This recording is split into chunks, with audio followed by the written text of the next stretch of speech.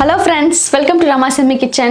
இன்னைக்கு நம்ம ஸ்கூல் டைம்ல சாப்பிட்ட தேன் மிட்டாய் தான் எப்படி பண்றதுன்னு பார்க்க போறோம்.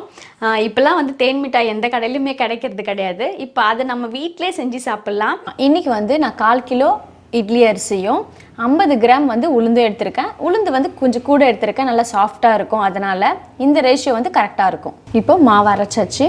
இந்த அளவுக்கு திக்கா நல்லா நைஸா அரைச்சு எடுத்துக்கணும். இப்போ மாவுல ஒரு 1/4 டீஸ்பூன் பேக்கிங் பவுடர் சேர்த்துக்கலாம். அது கூடவே ஒரு ஆரஞ்சு கலர் 1/4 டீஸ்பூன் சேர்த்துக்கலாம். இது எல்லாத்தையும் சேர்த்து நல்லா ஒன்றா மிக்ஸ் பண்ணிடலாம்.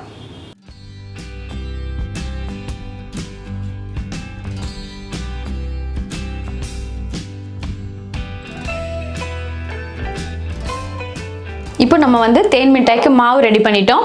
அடுத்து இப்போ நம்ம அதுக்கு சக்கரை பாகு வச்சுக்கலாம். இதுக்கு வந்து ரொம்ப பாகு வந்து கொதிக்கணும் அவசியம் இல்லை. கம்பி பதம் வந்து ஒரு கம்பி பதம் வேணாம், ஒரு அரை கம்பி பதம் இருந்தாலே போதும். இப்போ பேனில் 1 கப் சக்கரை சேர்த்துக்கலாம். அது கரையிறதுக்கு 1 கப் தண்ணி.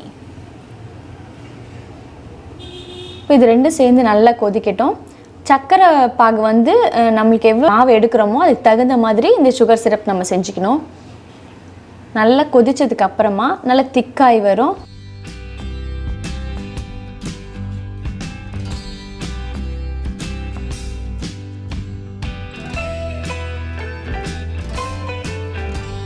ஒரு 10 நிமிஷம் அளவுக்கு கொதிச்சா போதும்.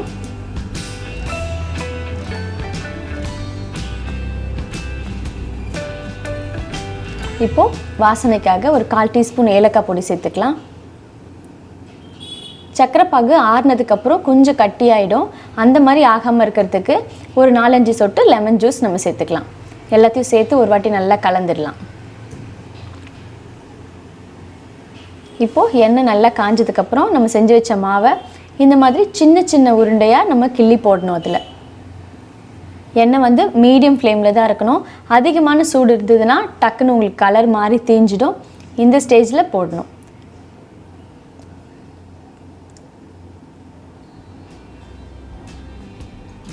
எண்ணெயோட சூடு கரெக்டாக இருந்ததுன்னா உங்களுக்கு போட்ட உடனே இந்த மாதிரி மேலே எழும்பி வந்துடும். இப்போ இது வந்து லைட் கலராக இருக்குது, உள்ளுக்குள்ளே வேகாது. அதனால் நின்று பொறுமையாக வேகணும். நல்லா டார்க் கலர் ஆனதுக்கப்புறமா எடுக்கணும். இப்போ ரெடி ஆகிடுது. அதோட நுரெல்லாம் அடங்கினாலே வெந்துடுச்சுன்னு அர்த்தம். இந்த ஸ்டேஜில் நம்ம எடுத்துடலாம்.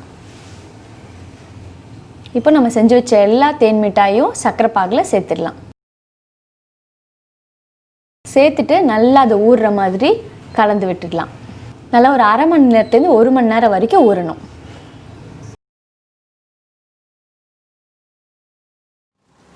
இப்போ சூப்பரான தேன் மிட்டாய் ரெடி ஆகிடுது. நல்லா சாஃப்டாக நல்லா சக்கரை பாகில் ஊறி நல்ல உள்ளே வந்து ஜூஸியாக இருக்குது. கடையில் வந்து கிடைக்காத தேன் மிட்டாய் இப்போ நம்ம வீட்டிலே செய்யலாம். கண்டிப்பாக இதே மாதிரி தேன் மிட்டாய் செஞ்சு பாருங்கள், எப்படி இருக்குன்னு சொல்லுங்கள். அடுத்த ஒரு சூப்பரான டிஷ்லன்னா உங்களை சந்திக்கிறேன். பாய்.